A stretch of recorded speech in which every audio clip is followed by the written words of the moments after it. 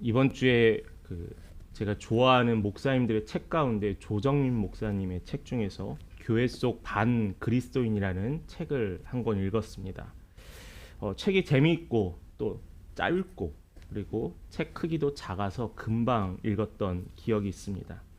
근데 이 책 내용 가운데 초반에 어떤 이야기를 하냐면은 그리스도인, 비그리스도인, 반그리스도인에 대해서 이야기를 합니다.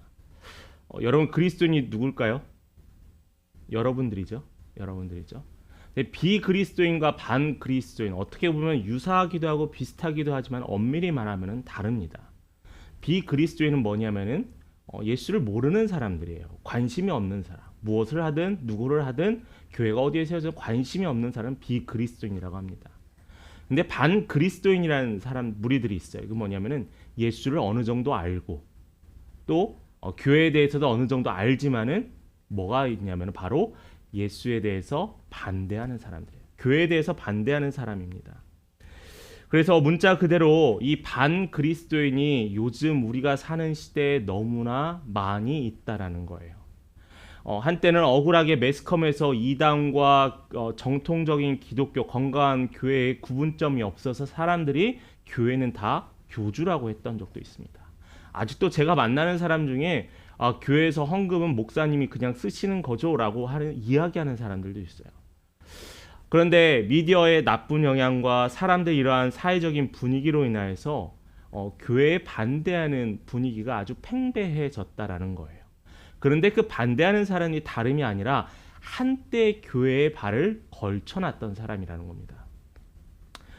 제가 며칠 전에 한 목사님을 만났었는데 그 목사님과 이야기하면서 자신이 학생 때는 우리 학생 부서가 우리 같은 학년에 무려 100명이 있었다라고 해요.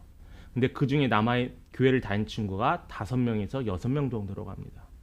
그 이야기를 들으면 저도 생각이 났어요. 한때 제가 다녔던 교회 학생부 저희 학년에 가장 많았을 때가 32명이 출석을 했어요. 근데 지금 남아있는 친구는 4명 정도밖에 되지 않습니다. 근데 그런 친구들한테 오랜만에 교회를 다녀라 라고 다시 이야기를 하면 뭐라고 하냐면은 내가 교회를 갔는데 교회 이런 모습 때문에 내가 다시 교회를 못 갈 것 같아. 교회에 발을 들였지만은 교회를 반대하는 그리스도인이 점점 많아지고 있다라는 거예요. 여러분들도 많이 느끼잖아요. 전도를 할 때 예수를 증거할 때 교회를 모르는 사람은 없습니다. 이렇게 사회적으로 반대하는 분위기가 있다고 할지라도 우리는 어떻게 해야 돼요? 복음을 전해야 하잖아요. 그런데 이것은 우리 교회가 쇠퇴하는 그냥 외부적인 요인이에요. 내부적인 요인인데 이 내부적인 요인이 저는 가장 크다라고 생각합니다. 이런 혼란스러운 상황 가운데서도 기독교인들이 문제가 있다는 거예요. 그리스도인들이 문제가 있다는 거예요.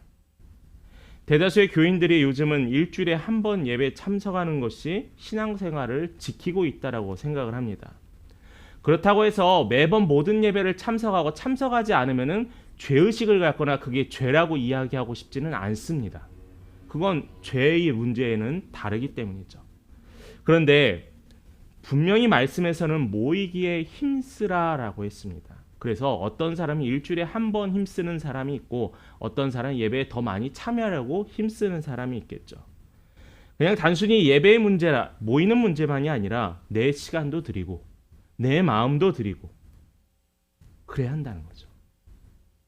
또 교회 안에 고생하는 교사들아 선생님들이 있으면은 가끔씩 수고했다고 커피도 한 번씩 드리고 주일학교 아이들 부모도 안 다니는 아이들이 교회에 오면은 가끔씩 아이스크림도 하나 사주고 그런 마음이 있어야 한다는 거죠. 그리고 더욱 중요한 것은 이러한 눈에 보이는 것뿐만 아니라 우리 안에 개인적인 영성생활이 사라져가고 있다는 거예요. 여러분 설교는요 하나님의 말씀이잖아요. 근데 설교는 여러분 일방적인 하나님의 말씀이 여러분을 향한 선포입니다. 근데 여기에 대해서 피드백을 하고 이야기를 나누고 하는 게 나눔의 시간이 되는 거죠. 또한 이 말씀과 하나님 주신 말씀을 가지고 삶에서 훈련하고 묵상하는 게 개인의 영성생활이에요. 개인의 영성생활이 없이 공적인 예배로만 회복되고 지킨다는 것 어떻게 보면 되게 양심이 없는 거 아닐까요? 예를 들어서 일주일에 한 번만 운동하라는 운동선수가 국가대표에 나갈 수 있을까요? 아니에요. 아침 훈련, 점심 훈련, 저녁 훈련 매일 하고 열심히 또 재능도 있는 사람이 국가대표의 선수가 될 수 있잖아요. 그런데 우리는 신앙생활의 선수가 되고 가장 일선에서 사단과 싸워야 되는데 우리는 개인적으로 영적인 생활을 하지 않고 갈고 닦지 않고 있다는 거예요. 그러니까 사단이 조금만 유혹해도 교회에서 어떠한 조그만 문제가 생겨도 우리는 흔들릴 수밖에 없다는 거죠. 모임에 나가지도 않고 성경 공부도 하지 않고 개인적으로 기도나 말씀도 하지 않습니다. 그러면은 누구와 다를 바 없죠? 교회 밖에 비그리스도인들과 다를 바가 없어요. 그러다 보니까 성도들이 교회 안에서 대화를 하는데 영적인 대화가 사라져 갑니다. 그러니까 세상의 이야기라는 거예요. 저도 좀 이 말씀을 준비하면서 부끄러웠습니다. 직장, 가정, 집, 벌이 이런 얘기가 주가 돼요. 믿음이라는 것은요. 하나님께 맡기고 믿는다는 건 하나님이 하실 수 있도록 우리가 비워놓고 하나님을 신뢰하는 건데 우린 자꾸 내가 하려고 하니까 믿음이 없다라는 거예요. 그게. 우리 안에 세상 이야기가 점점 나오고 교회 안에서 교회 안의 이야기, 신앙에게 우리 영적인 이야기가 나오지 않는 것은 뭐예요? 교회가 교회답지 못하다는 겁니다. 그러니까 현재 교회들은 어때요? 교회는 교회를 다니는 사람을 위한 프로그램을 합니다.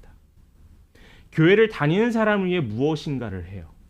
교회 다니지 않는 사람들을 위해서 무엇을 한다기보다는 물론 하긴 하지만 확실하게 구분하며 약하다는 걸 우리 확인할 수 있죠.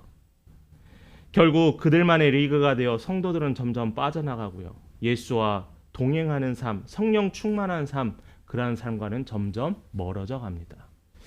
제가 설교 시간에 부정적인 이야기를 잘 안 하려고 하는데 근데 오늘 말씀 때문에 이러한 이야기를 여러분과 한번 나눠보고 싶었어요. 교회에 책을 놨는데 한번 관심 있으신 분은 그 책을 통해서 한번 도전받아 보시기 바랍니다. 첫 번째로 우리가 나눠볼 것은 지금 바울이 에베소에 들어가게 됐습니다. 지난주에 아볼로라는 사람을 만나서 그 사람에게 복음을 전했던 사역들이 있었죠. 브리스길라 아굴라가를 통하여서 올바른 복음이 선포되어지게 됩니다. 바울이 2차 전도여행 때 내가 다시 기회가 된다면 다시 이곳에 방문하겠다고 했는데 바로 이때 방문을 하게 돼요. 이 바울이 에베소 지역을 얼마나 관심 있게 가졌냐면 무려 3년 동안 이 지역에 있었어요. 고린도 지역은 1년 반 있었잖아요. 근데 대부분의 지역은 이렇게 오랜 시간 있지 않았었거든요. 이 에베소에 바울이 도착을 했습니다. 근데 오늘 1절의 말씀을 봤더니 제자라 하는 사람들을 만나게 되었어요. 제자. 여러분이 아시는 제자가 누구예요?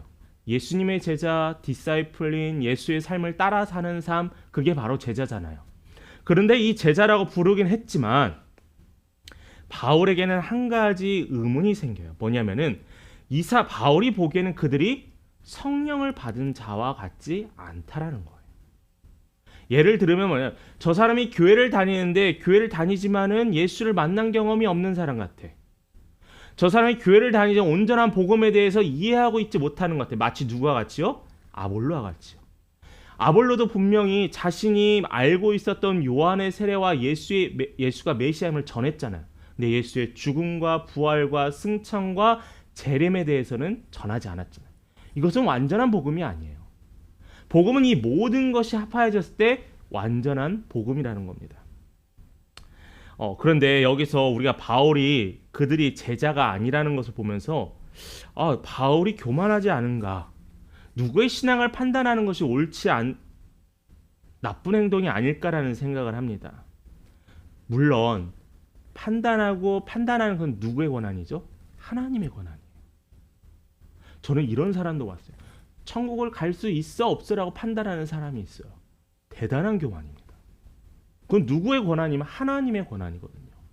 우리는 말씀에 비추어 그 말씀에 따라 살 때 하나님의 나라를 선물로 받을 수 있는 사람이 누구인지 알 수 있는 거지, 우리가 저 사람은 천국에 가고 저 사람은 천국 가지 않을 거야, 지금 이 시간에 와서 나에게 무릎 꿇고 하나님을 바라보는 사람 천국 갈 거야, 지금 이 자리에서 나를 바라보지 않은 지옥 갈 거야, 그게 이단이에요. 각자의 역할이 있잖아요.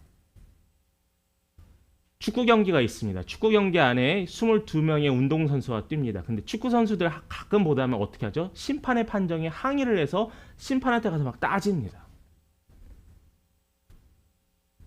그러나 그 경기에서 판단 내릴 수 있는 사람 단 한 명, 심판밖에 없다라는 거예요.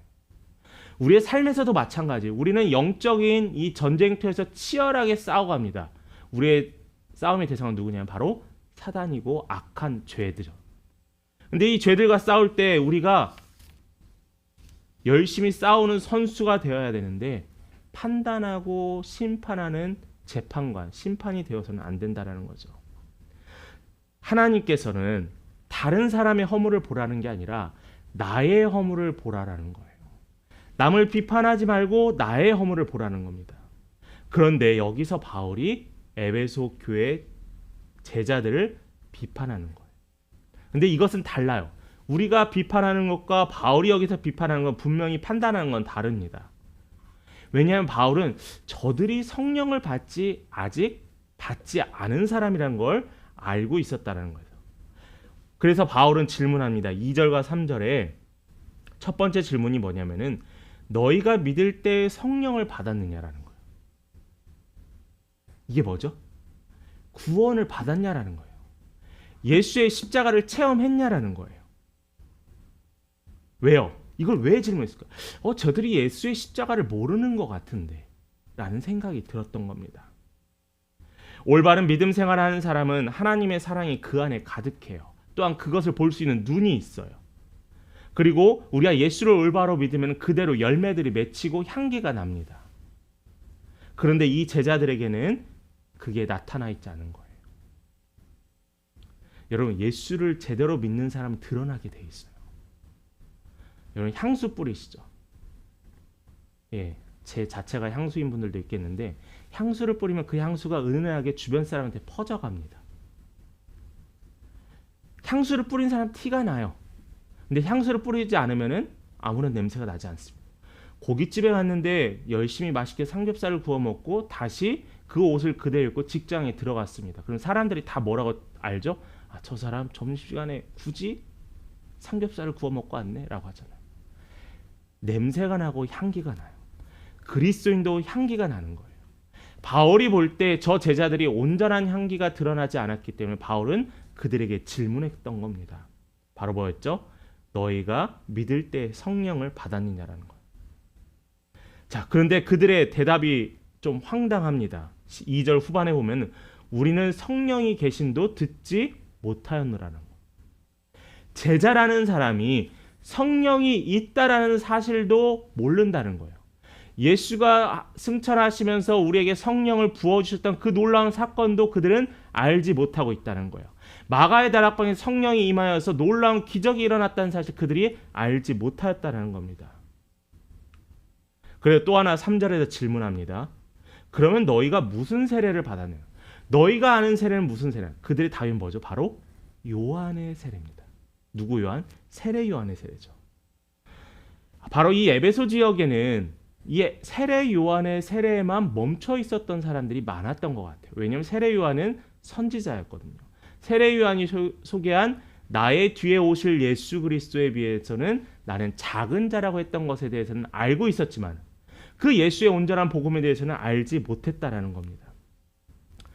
요한은 어떤 세례를 주죠?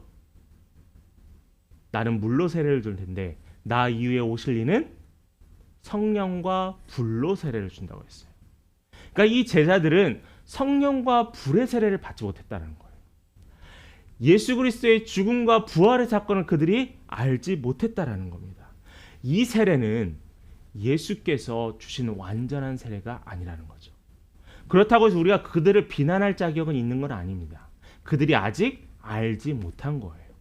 예를 들어 볼까요? 교회에 왔는데 교회 온 사람이 예배 시간에 앉자마자 할렐루야 하고 아멘 할 수 있어요? 못 하잖아요. 시간이 들잖아요. 예수에 대해서도 알아야 하고 예수가 어떤 삶을 살았는지도 알아야 되고 교회에 와서 자리에 앉는 것뿐만 아니라 예수에 대해서 고백하는 것은 분명히 시간 차이가 있어요. 우리는 그들이 왜 너는 교회를 다녔는데 아직 예수를 구주로 주인으로 아버지로 믿지 못하느냐? 하나님의 아버지로 고백하지 못하느냐? 우리는 뭐라고 하는 것보다 그들의 신앙을 격려해서 빨리 예수를 구주로 고백하라고 독려하는 것밖에 없습니다.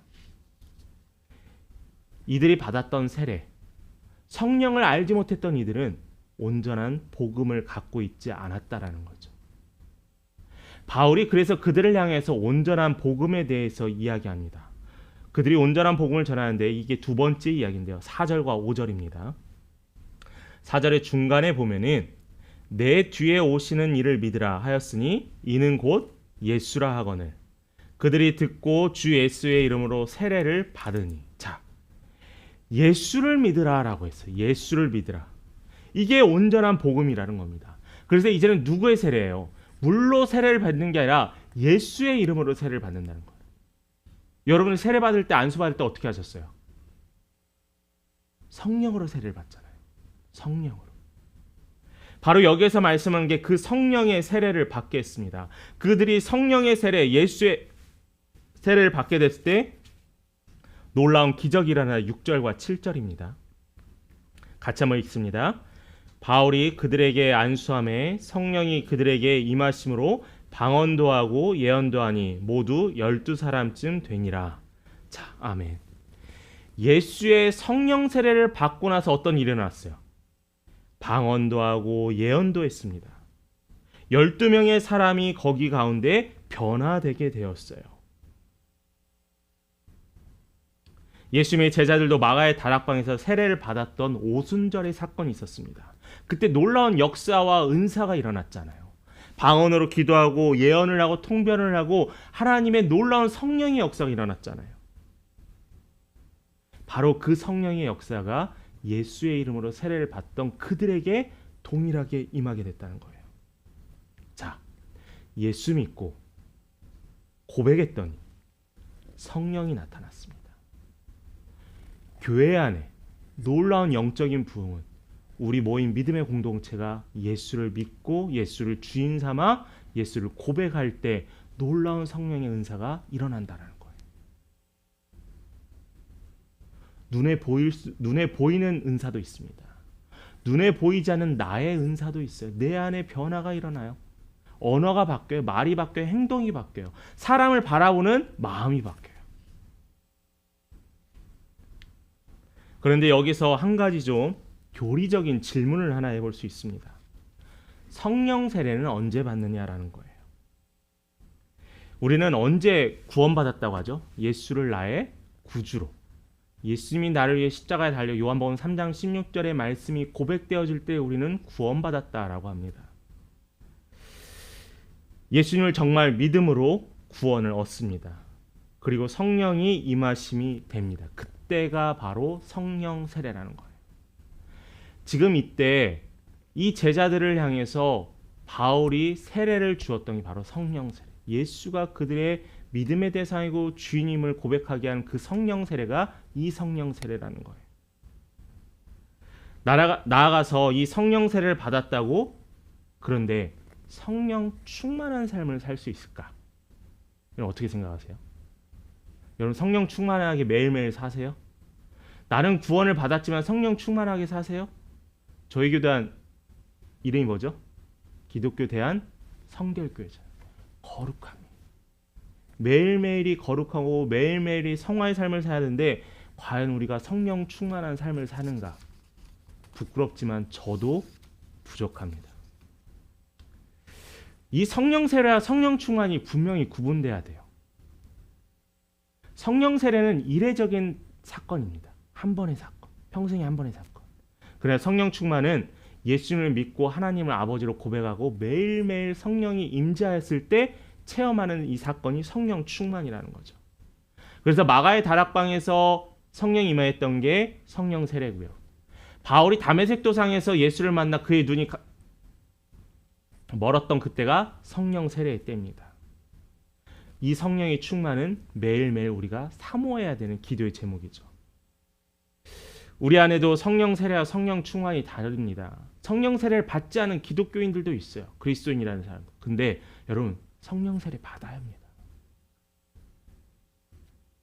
그리고 나서 주시는 놀라운 기쁨이 성령 충만한 삶을 살아야 되죠.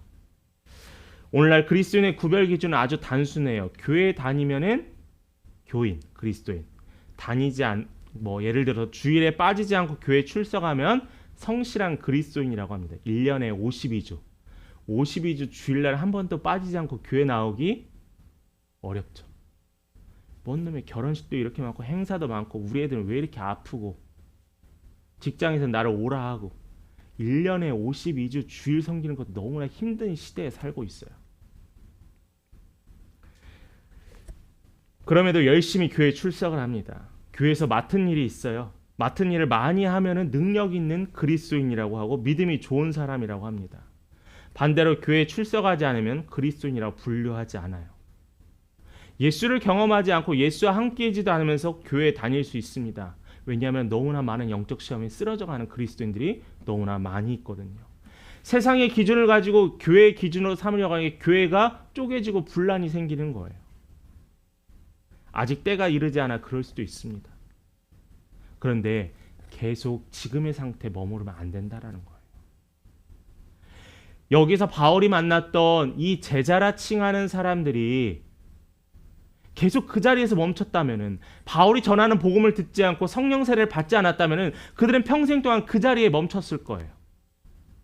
어떻게 보면 어리석은 자가 되었죠. 근데 여러분,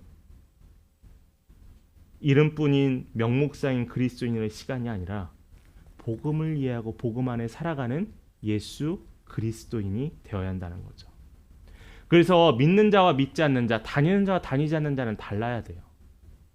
식당에서, 저희 교회는 여기 워낙 상가가 많아가지고 식당에서 제가 식사를 해도 제가 목사인지 뭔지 모르겠죠. 근데 다녔던 교회 근처에서 누가 봐도 목사이고 교회 근처에 교인들이 많이 갑니다. 그런데 불평불만하고 시끌시끌하고 하면은 다 누군지 알아요. 교회 다니는 사람인 줄 알아요. 왜 이렇게 식당에 와서 왜 이렇게 시끄럽게 하는지, 왜 이렇게 불만들은 많은지. 여러분, 달라져야 돼요. 우리는 그리스도인으로 살아가야 합니다. 그리스도인으로 살아가고 그리스도인의 힘을 입은, 그리스도인이라 칭함을 받은 이 제자들이 예수의 성령 세례를 통하여서 변화되었습니다. 우리가 소망하는 것은, 아직 우리 가운데 성령 세례 받지 못한 자가 있으면 그들을 위해서 기도해 주세요. 우리 자녀를 위해서 기도해 주세요. 성령 체험하게 해달라고, 예수 만나게 해달라고. 어떤 공부를 잘하고 어떤 좋은 직장에 가고 좋은 결혼을 하는 것이 아니라 예수 만나야 돼요. 그게 가장 중요한 우리의 사명이기도 합니다. 그리고 나서 바울은 에베소에서 사역을 합니다. 10절에 봤더니 2해 동안 이곳에서 사역을 계속합니다. 어떤 사역이냐면은 바로 9절에 있는 두란노 사역이에요. 여러분 책 중에서, 집에 있는 책 중에서 두란노 서원에서 나온 책들 많이 있으시죠? 규장책도 좀 많이 보시고 아마 두란노 서원도 많이 보실 겁니다. 여러분 큐티하는 생명의 삶도 이 두란노 서원에서 나오는 책이기도 합니다. 이 두란노 서원이 출발이 어디냐? 바로 이 에베소 교회였어요. 바울이 에베소에 있는 그리스도인들을 향해서 말씀을 가르치고 또한 강론했던 곳이 이 두란노 서원이었다는 거죠. 본문에 보았더니 9절에 보았더니 어떤 사람들이 마음이 굳어 순종하지 않고 무리 앞에서 이 도를 비방했다라고 했습니다. 자, 쉽게 말하면 뭐냐면 그리스도를 반대했어요. 바울과 그의 제자들이 그렇게 복음을 전하는데 그리스도를 반대하는 사람들이 있었어요, 없었어요? 있었어요. 왜 있었어요? 그들이 예수를 알고 있었는데도 후에는 그들을 비난하는 자들이 되었대요. 변질되었대요. 왜요? 복음이 그들 안에 제대로 자리 잡고 있지 않았기 때문에, 성령 충만한 삶을 살지 않았기 때문입니다. 하나님의 말씀에 순종하지 않았다는 거예요. 그래서 이 도를, 이 예수에 대한 복음을 다른 사람들한테 가서 그들에게 혼란을 일으켰다는 거예요. 복음이 완전하지 않아서도 아닙니다. 복음이 문제가 있어서도 않아요. 듣는 이들의 마음이 변화가 되었습니다. 듣는 이의 마음, 예수님께서 사용하셨던 마음밭의 비유가 갑자기 떠오릅니다. 이 마음밭의 비유가 사실은 준비된 땅의 이야기보다는 씨 뿌리는 자의 비유인 걸 분명히 여러분 기억하고 계셔야 합니다. 그런데 여기에서 씨 뿌리는 비유 중에서 4종류의 밭의 예화가 있잖아요. 3곳은 좋지 않은 땅, 1곳은 좋은 땅이었습니다. 나쁜 밭으로는 길가, 돌짝, 가시덤불밭이었죠. 그 중에 길가에 뿌려진 씨앗은 어떻게 돼요? 짐승이 먹거나 사람들의 발에 밟혀서 싹을 내릴 수도 없다라고 이야기했습니다. 에베소 회당에 있는 사람들은 마치 이 길가와 같은 사람들이었다는 거예요. 아무리 말씀을 전해도 그들의 귀에 들리지 않습니다. 그들은 거부했고 그들은 회방했어요. 이미 들은 사람은 오히려 가시덤불로 가서 어떠한 햇볕과 빛을 보지 못해 결국 그 씨앗은 썩어져 버리고 말았어요. 복음이라는 씨가 열매를 맺어야 돼요. 그래서 바울은 그 땅에 복음을 심기 위해서 제자들을 따로 세웠습니다. 그 시간이 무려 오늘 10절에는 2해 동안이라고 했어요. 이 2해 동안 말씀을 전했습니다. 여기 본문에 나와 있지 않지만은 바울이 이 두란노 서원의 말씀을 전했던 시간이 한 자료에서 봤더니 오전 11시부터 오후 4시 사이였다라는 거예요. 우리도 마찬가지로 오전 11시와 오후 4시에 가장 뭐하죠? 일을 열심히 할 시간이잖아요. 근데 지금 말씀을 전한 이 에베소 지역은 중동의 사막 지역, 더운 지역입니다. 그러다 보니까 이 낮 시간이 어떤 시간? 아침 일찍 일을 하고 낮에는 쉬는 시간이에요. 잠도 자기도 하고요. 피곤해서 누워있기도 하고요. 쉬는 시간입니다. 바울이 이 시간에 그들을 향해서 말씀을 전했듯이 말씀을 듣는 자들도 똑같은 순종과 헌신이 있었어요. 남들은 쉬고 남들은 자는데 자신들은 뭐예요? 그 시간에 깨어 있어서 예배를 드리고 말씀을 청종한다라는 거예요. 이게 헌신이에요. 말씀 가서 예배를 사모했더니 이 놀라운 일들이 일어났다는 거예요. 어떻게 해요? 10절 후반절로 했더니 다 주의 말씀을 듣더라라는 거예요. 그 이후에 11절에 우리가 읽지 않았지만은 그 애들이 다 주의 말씀을 듣고 헌신하였더니 바울이 손으로 놀라운 능력을 행하겠다라는 거예요. 누가요? 하나님. 저는 여기서 생각을 해봅니다. 아까도 이야기했던 이 시대의 교회 최대의 문제는 신앙생활하는 사람들이 그리스도인답지 않다라는 거예요. 이 이야기는 생활의 모습뿐만 아니라 헌신에 관련해서도 이야기가 되어집니다. 제가 어떤 한 단어를 문장을 봤는데 좀 머리에 많이 남았던 단어거든요. 신앙생활을 하지 않는 교인들이라는 단어가 좀 머리에 되게 남았었습니다. 종교인이 되어져 간다는 거죠. 희생, 순종, 결단, 청지기. 우리에게는 점점 사라져가고 삶 속에서 이루어지지 않는 단어이기도 합니다. 희생은 특별한 누군가만 하는 것이라고 생각을 해요. 특별히 이 시대의 젊은이들 차려진 밥상에서 편히 예배를 드립니다. 맞아요. 그들을 기다려줄 수도 있죠. 그런데 누리려고만 해요. 어떻게 할 수 있냐고요? 아직도 교회에 봉사하시는 분들은 70대, 80대, 60대입니다. 지방 갈수록 더 심하다는 거예요.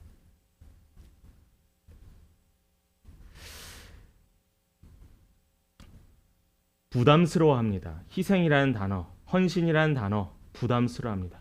저는 교회를 다니는데 좀 부담스러우면 저 교회를 잘 못 다닐 것 같아요. 이 말을 들을 때 목사로서 마음이 미어집니다. 우선 다녀보시고 어느 때 하나님이 일하시겠지 하는데 그 말을 듣는 저는 마음이 그렇게 편치 않아요. 물론 하나님께서 신앙생활하면서 그를 변화시키게 하는 것을 제가 많이 봤습니다. 그렇지만 그 말을 듣는 저의 마음은 불편한 것도 사실입니다. 그런데 우리는 이런 요청을 합니다. 교회 주차장이 좁아서 예배드리기 힘들어요. 교회 자리 의자가 불편해서 예배드리는데 힘듭니다. 교회가 냉난방이 잘 안 되니까 집중이 안 돼요. 우리 아이가 교회에서 친구들과 어울리는데 잘 못 어울려요. 교회를 예배드리기가 힘듭니다. 왜 이렇게 우리에게는 예배드리지 못할 만한 이유들이 넘쳐나는지. 제가 이 정도 마음이 아프면 하나님은 진짜 마음이 아플 것 같아요. 여러분들은 어떻게 신앙생활하고 있습니까? 이 자리에 앉은 여러분들에게 우리 목사님은 교회 주일에만 예배를 드리면 왜 이렇게 나를 혼내는 거야? 혼내는 게 아니라 하나님의 이야기. 근데 여기에서도 깨달으신 분은 변하고요. 못 깨달은 분은 나의 이야기가 아니라고 생각하시더라고요. 신앙생활은요. 누구를 위해 양보와 헌신하는 건 주를 위해 양보와 헌신하는 거예요. 에베소에 있는 두란노 서원에 있는 사람들은 어떻게 했어요? 자신들의 쉬는 시간을 양보하고 희생이라는 말을 하지 않겠어요? 양보해서 그 시간에 예배를 드리고 말씀을 들었다라는 거예요. 고통이 없으면 얻는 것 없다라는 그 영어의 그 좋은 격언이 있습니다. No pain, no gain. 아유, 하나님이 어떤 하나님이신데, 은혜의 하나님인데 꼭 내가 무슨 희생을 해야 내가 얻을 수 있는가요? 그럼 하나님도 세상과 똑같잖아요. 여러분, 왜 하나님은 다르다라고 생각하세요? 왜 우리의 신앙은 저절로 쌓여진다고 생각하세요? 우리도 희생과 양보와 헌신과 순종이 있고 결단이 있어야지 얻는 게 있어요. 열심히 땀 흘려야 돼요. 교회에서 봉사도 해야 합니다. 봉사하면서 신앙도 자라요. 또 세워질 수도 있어요. 편한 것만, 쉬운 자리만 찾는다고 하나님의 은혜가 된다고요? 아니에요. 저는 오히려 그것이 더 위험하다고 생각합니다. 그게 바로 방임이에요. 방임.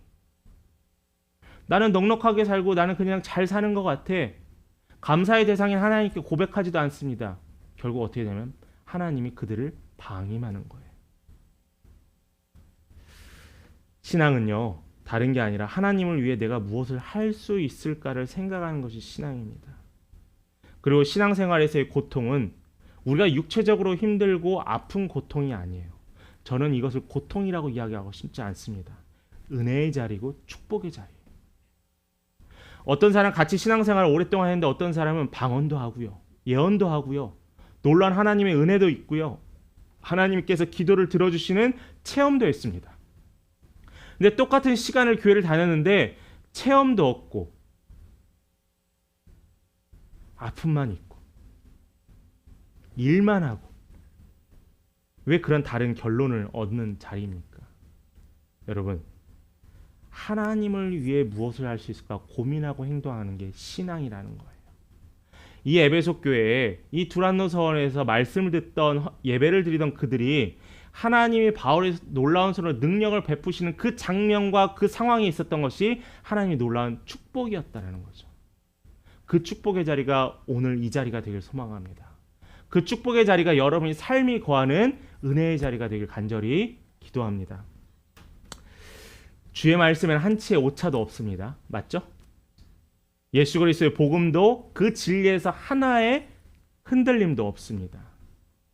그리고 여러분, 중요한 성령의 충만함을 위해 여러분 간절히 기도하고 헌신하시기 바라요.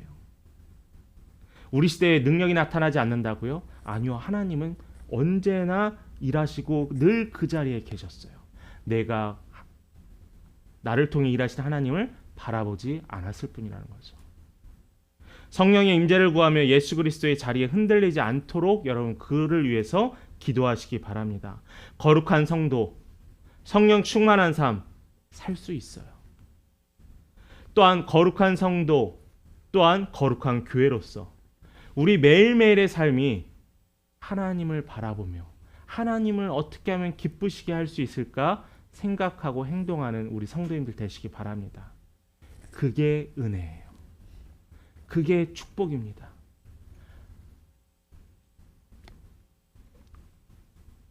오늘 이 말씀을 통하여서 여러분들이 성령 충만함을 통하여 하나님과 늘 동행하며 예수의 기쁨 안에 살아가는 우리 믿음의 성도님 되기를 간절히 축원합니다.